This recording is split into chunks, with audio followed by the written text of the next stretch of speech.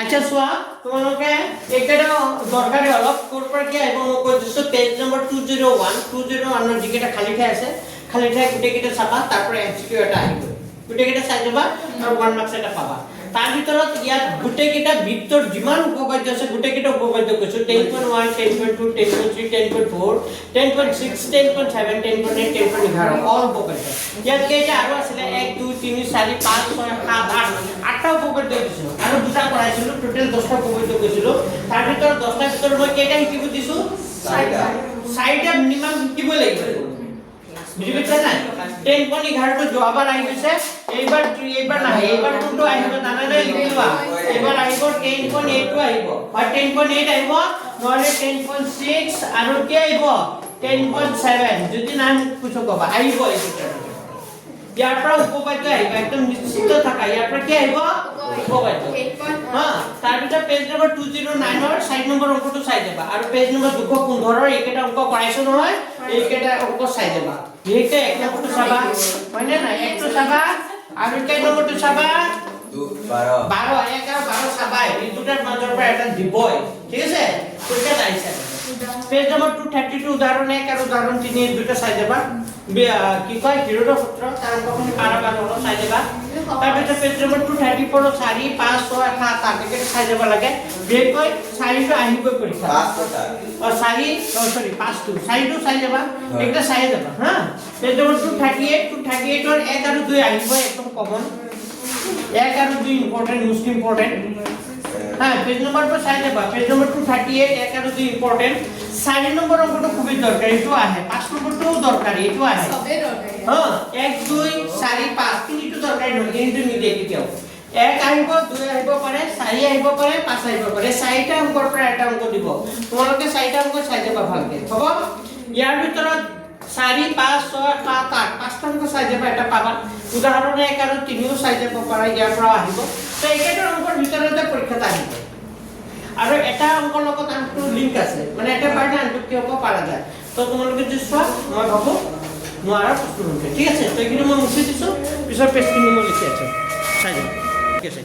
এপিনে চোৱা এটা পেজ নম্বৰ 246 পেজ নম্বৰ 246 ৰ 2 আৰু কেই নম্বৰটো চাবা 4 বেছিক ইম্পৰ্টেন্ট এটোটা দি থাকে পেজ নম্বৰ 249 ত চাবা 2 নম্বৰটো হা পিছত পেজ নম্বৰ 240 চাবা 4 5 6 এই 4 টো চাবাই একদম মোস্ট ইম্পৰ্টেন্ট 4 টো একদম চাবাই মানে কবই না লাগে হ্যাঁ পেজ নম্বৰ 255 ৰ 3 4 6 7 8 3 আৰু 4 চাবাই পৰীক্ষা দিব পাৰে হ্যাঁ মোস্ট ইম্পৰ্টেন্ট পেজ নম্বৰ 259 ৰ 6 7 3 4 আৰু 1 নম্বৰ পৰা MCQ আহিব এটা ব্লকৰ ব্যাখ্যাটো ইমান যে ব্লকটোৰ পৃষ্ঠকালি বা ব্লকটোৰ আয়তনৰ এটা প্ৰশ্ন আহিব এইবোৰ MCQ প্ৰশ্ন আহিব তো খালি ফৰ্মুলাটো মনত থাকিব লাগিব আৰু পৃষ্ঠকালি আয়তনৰ যিমান ফৰ্মুলা আছে সব ফৰ্মুলা মনত ৰাখিব চেষ্টা কৰিবা বুজি পাইছা নে কি কৈছো সব ফৰ্মুলা তো 6 আৰু 7 একদম মোস্ট ইম্পৰ্টেন্ট পৰীক্ষাত এই দুটা অংকৰ পৰা এটা আহিবই পাৰে চাবাই লিখি লোৱা পেজ নম্বৰ 259 6 আৰু 7 ঠিক আছে তাৰ পিছত পেজ নম্বৰ কিমান আছে 262 3 4 1 2 চাবাই মোস্ট ইম্পৰ্টেন্ট 3 4 5 আৰু কি আছে 5 আৰু কি আছে 6 তাৰ পিছত পেজ নম্বৰ কি আছে 264 ৰ 1 2 4 7 8 এই 7 আৰু 8 চাবাই 7 আৰু 8 পৰীক্ষা দিয়ে থাকে বিশেষকৈ 7 টো দিয়ে থাকে পেন্সিল অংকটো আগতো আহিছে তো পেন্সিল অংকটো চাই যাবাই পঢ়াইছো মই এটা অলপ টানো আছে চাই যাবা পেন্সিল অংকটো চাবাই 1 চাবা 4 চাবা 7 চাবা পেজ নম্বৰ 267 আহিল 4 5 6 আৰু 7 সৰি 3 4 5 6 কলো বিশেষকৈ 3 আৰু 4 পৰীক্ষা দিয়ে থাকে 3 আৰু 4 চাবাই 6 টো চাবাই হ'ব তো একেটাই মোস্ট ইম্পৰ্টেন্ট এইটো পাঠ এইখিনি আৰু কৈ আছে পিছত আমি সিম্পল আচ্ছা পেজ নম্বৰ 271 তেলটা 7 নম্বৰটো চাবাই একদম এখানে 7 নম্বৰটো মই প্ৰথম কৰিছো 5 নম্বৰটো চাবাই 7 আৰু 5 চাবাই 3 4 6 ভেৰি ইম্পৰ্টেন্ট পেজ নম্বৰ 280 2 3 4 2 3 4 5 8 আৰু 9 এগুলা চাবা বেকে দুটো আইয়া থাকে পৰীক্ষা হ্যাঁ 2 নম্বৰটো চাবাই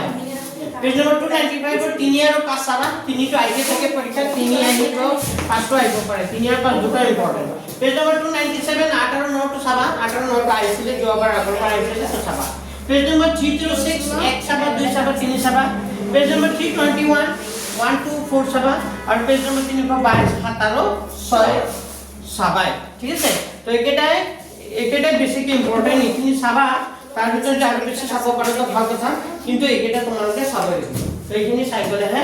তোমালোকে মই ভাবো পৰীক্ষা বেয়া হ'ব নালাগে ভালে হ'ব তো এইখিনি আগতে শিকি লোৱা এইখিনি শিকাৰ পিছত বাদ বাকী কিছু ফলো থাকে আৰু বাদ বাকী শিকা ঠিক আছে